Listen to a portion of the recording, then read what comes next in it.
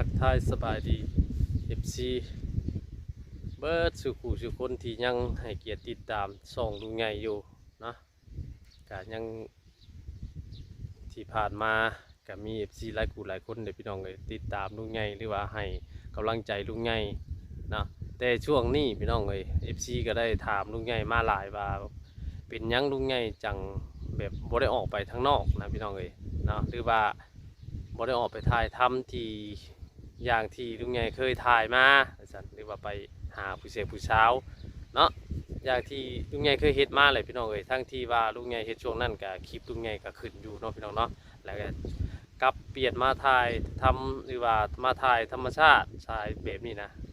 ก็คลิปบ่ขึ้นก็บ่เป็นหยังเนาะพี่น้องเนาะอันนี้ลุงใหญ่ก็อยากบอกคือจังซี่พี่น้องเอ้ยเพราะว่าการที่ FC เพิ่น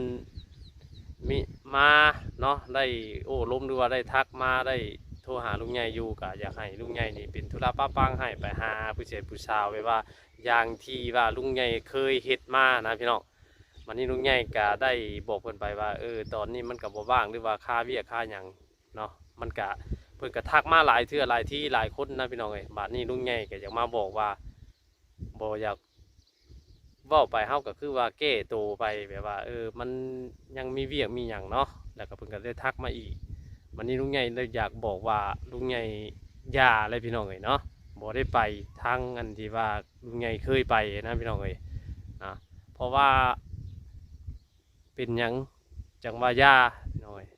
ลุงใหญ่มาคิดเบิ่งแล้วเนาะทางอนาคตข้างหน้านี่บางเทื่อมันอาจจะเดือดร้อนหรือว่ามันจะมีปัญหานะพี่น้องเอ้ยเนาะเลยว่าตัดปัญหาก็คือยาเพราะว่าเฮาเฮ็ดไปมันก็คือว่าตัว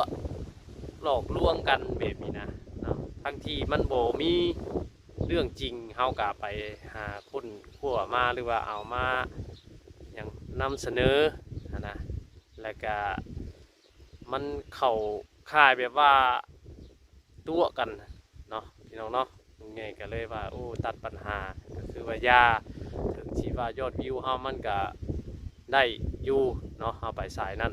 แต่ว่ามันก็เข้าค่ายแบบว่าหลอกลวงกันนี่นะทั้งที่ว่าเฮานี่จริงใจอยู่แต่ว่าเฮาหาแบบว่าถ่ายเป็นจริงใจเฮาบ่ได้ตัว FC นี่นะแต่ว่ามันคนที่ถือถ่ายคนที่ถือสัมภาษณ์นะเนาะเขาก็บ่ฮู้ว่าคุยกันในใดนะมันก็เลยว่า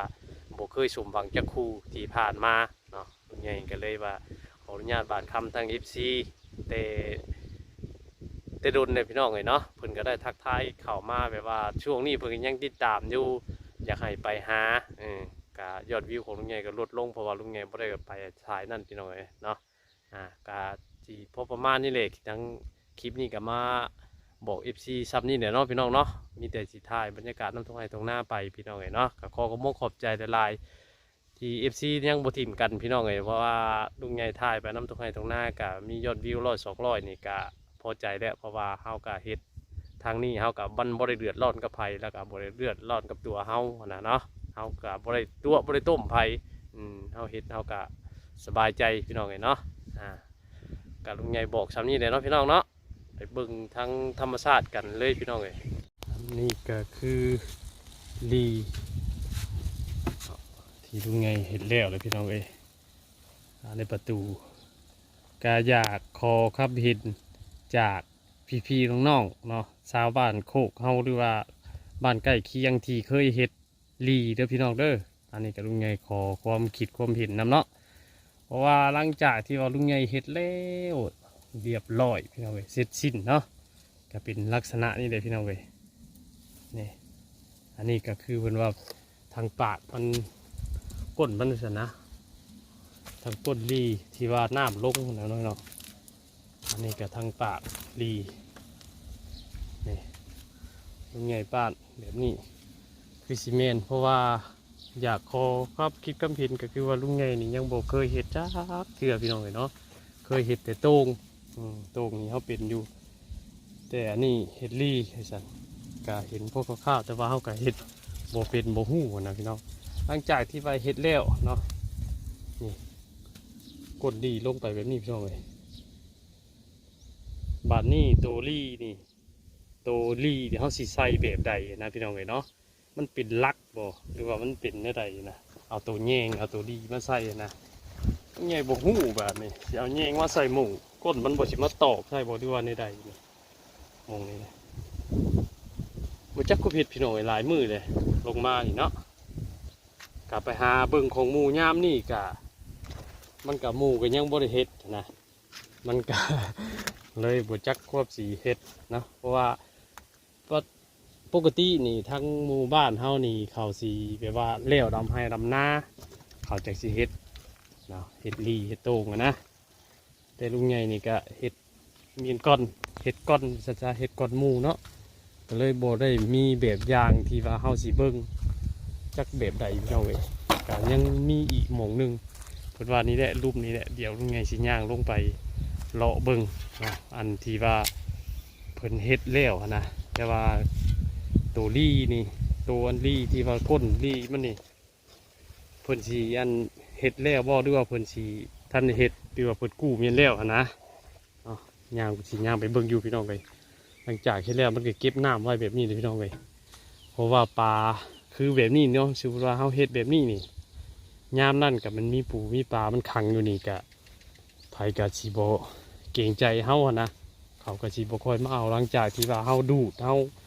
เอาก่อนเขาจะสิได้มาอาหารหลังเนาะนี่พี่น้องไปเดี๋ยวย่างไปเบิ่งพี่น้องมันจะเป็นแบบไรเนาะของเขากะเห็ดลี่คือกันปกติลูกใหญ่สิเห็ดโต่งอยู่เทิงเขาเห็ดลี่อยู่รูปของลูกใหญ่แต่ว่าประเภทปูประเภทปลานี่เขาจะได้หลายกว่าเขาได้หลายกว่าลูกใหญ่บัดนี้เลยลูกใหญ่ปั๊บเปลี่ยนมาเห็ดลี่บัดนี้เอาเบิ่งว่าปีนี้เลยพี่น้องไปสิได้แบบใดเนาะครับพอประมาณนั่นเลยพี่น้องเห็ดลี่ที่ว่าลูกใหญ่ได้เห็ดเนาะเพราะว่ามันจะถึงอากาศมันบ่กับพวกหูพวกซาพี่น้องเลย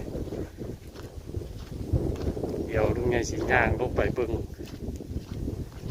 ลี่อันที่ว่าเขาเห็ด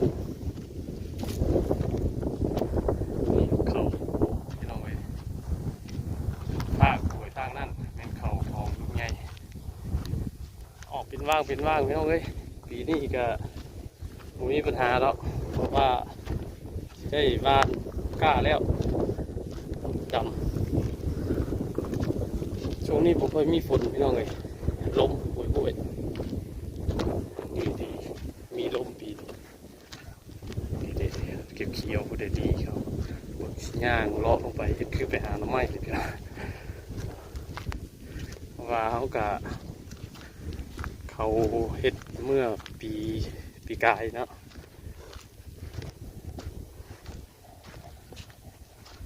ออกไปเบิ่งมาอยู่ใกล้ๆกันนี่แหละ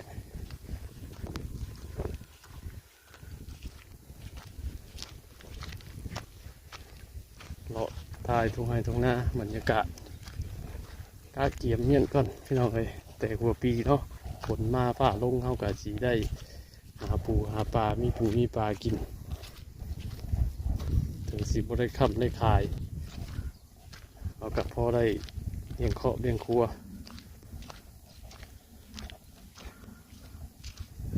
ดีเขาไงบ่เคยเห็นจ้าเถื่อพี่น้องดีเนาะเป็นได้ไดนี่ลีกันเผ็ดเป็นลีคือกันลีคือโต้งเป็นเบ็ดโต้ง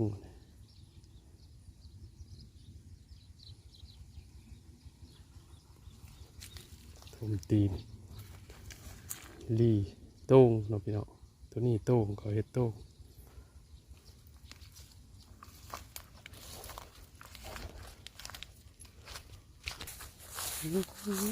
เนี่ยนาเหือผักสดนี่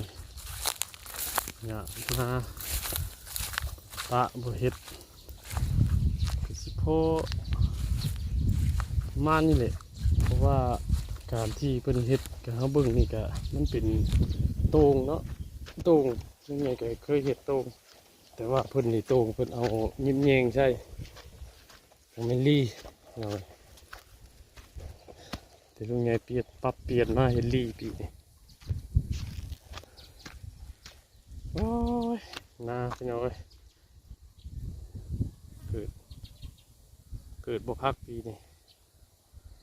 เขาออกบ่เต็มที่เพราะเอาเฮ็ดช่วงฝนเฮ็ดแล้วกับฝนมาเลยมันก็เป็นลักษณะก็ออกมาแบบนี้เลยพี่น้องเอ้ยช่วงนี้บัดฝนบ่ตกเขาก็บ่เห็นออก